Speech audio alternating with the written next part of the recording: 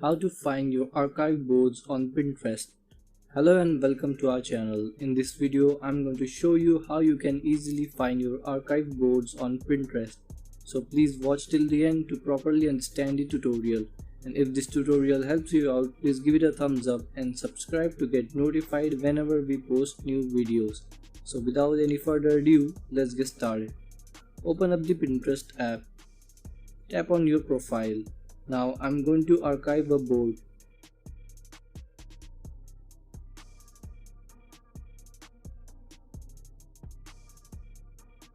To find the archive board, scroll down to the bottom of your board.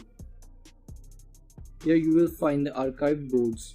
To unarchive a board, tap on the board, then tap on these three dots, tap on unarchive. This is how you can unarchive boards on Pinterest. Thanks for watching. Please like, share and subscribe for more tips and tricks.